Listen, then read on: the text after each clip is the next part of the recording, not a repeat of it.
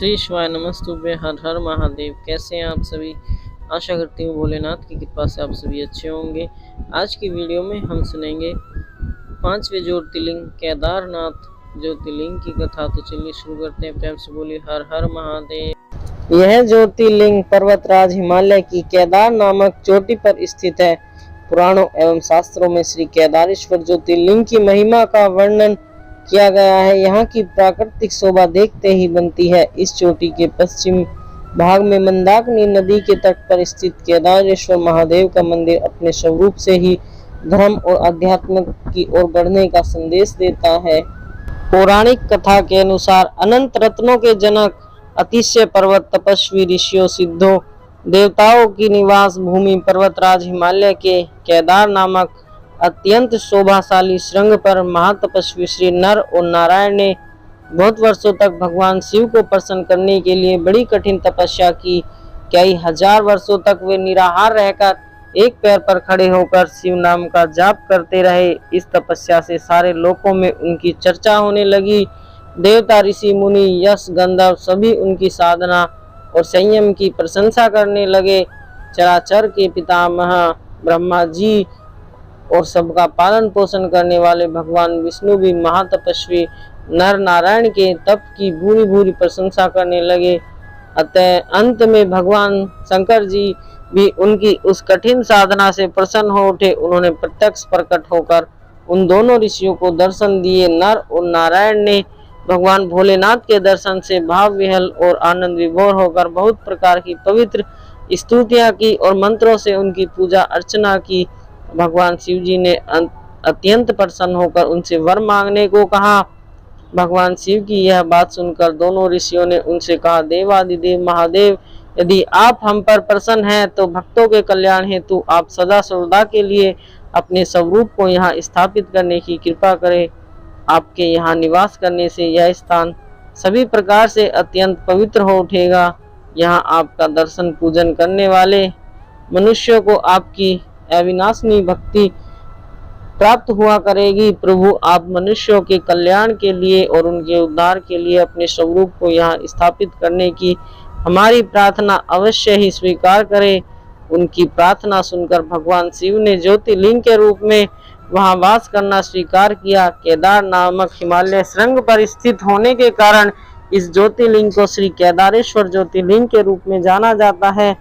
भगवान शिव से वर मांगते हुए नर और नारायण ने इस ज्योतिर्लिंग और पवित्र स्थान के बारे में जो कुछ कहा वह अक्षरशः सत्य है। इस ज्योतिर्लिंग के दर्शन, पूजन तथा यहाँ स्नान करने से भक्तों को लौकिक फलों की प्राप्ति होने के साथ साथ अचल शिव भक्ति तथा मोक्ष की भी प्राप्ति होती है।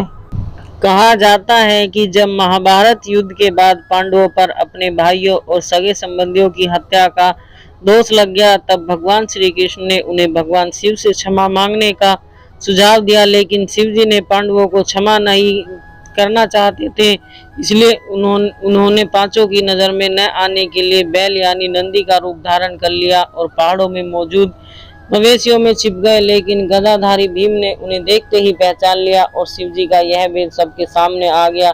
लेकिन जब भोलेनाथ ने वहां से भी किसी अन्य स्थान पर जाने की कोशिश की, तब भीम ने उन्हें रोक लिया और शिव जी को उन्हें क्षमा करना पड़ा। कहते हैं जिस स्थान पर पांडव शंकर जी से मिले थे उस स्थान को गुप्त काशी के रूप में जाना जाता है। लेकिन कुछ ही समय बाद गुप्त काशी से भी भोलेनाथ अदृश्य हो गए और 5 सिद्ध रूपों में प्रकट हुए। वह 5 रूप है। केदारनाथ में उनके कूल्हे हैं, रुद्रनाथ में उनका मुख मौजूद है, तुंगनाथ में हाथ और मध्य महेश्वर में उनका पेट मौजूद है। महादेव की जटाएं कल्पेश्वर में मौजूद है। इन 5 सिद्ध स्थानों को पंच केदार के नाम से जाना जाता है। भगवान शिव का यह भव्य मंदिर मंदाकिनी नदी के घाट पर स्थित है। मंदिर के गर्भगृह में हर समय अंधकार रहता है और दीपक के माध्यम से ही भोलेनाथ के दर्शन किए जाते हैं। यहाँ स्थापित शिवलिंग स्वयंभू है, जिस वजह से इस स्थान का महत्व और अधिक बढ़ जाता है। शास्त्रों में बताया गया है कि केदारनाथ धाम में सबसे पहले मंदिर का निर्माण 5 पांडवों ने किया था, लेकिन वह समय के साथ लुप्त हो गए। फिर आदि गुरु शंकराचार्य ने इस मंदिर का पुनः निर्माण कराया। खास बात यह है कि उनकी समाधि भी इसी मंदिर के पीछे ही उपस्थित है। इस अलौकिक मंदिर के कपाट मई महीने में भक्तों के लिए खोले जाते हैं और कड़ाके की सर्दी से पहले यानी नवंबर में 6 महीने के लिए बंद कर दिए जाते हैं। ऐसा इसलिए क्योंकि यहाँ की ठंड को सहन करना साधारण व्यक्ति के लिए संभव नहीं है। इस मंदिर के संदर्भ में पुराणों में यह भविष्यवाणी की गई थी कि एक समय ऐसा आएगा जब केदारनाथ धाम का समूचा क्षेत्र और तीर्थ स्थल लुप्त हो जाएंगे।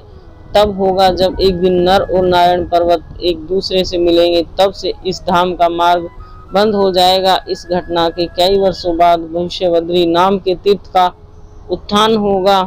मान्यता है कि बाबा केदारनाथ के दर्शन के बाद ही बद्रीनाथ के दर्शन करने की मान्यता है, अन्यथा यहाँ की गई पूजा निष्फल हो जाती है। इसके साथ ही धार्मिक ग्रंथों में यह भी बताया गया है कि यहाँ बाबा केदारनाथ सहित नर नारायण के दर्शन करने से भी सभी पाप मुक्त हो जाते हैं और अंत में मोक्ष की प्राप्ति होती है। तो आशा करती हूँ आज की यह बाबा केदारनाथ की कथा आपको पसंद आई होगी। अगर कथा आपको पसंद आई हो तो कमेंट में जय श्री केदार लिखें।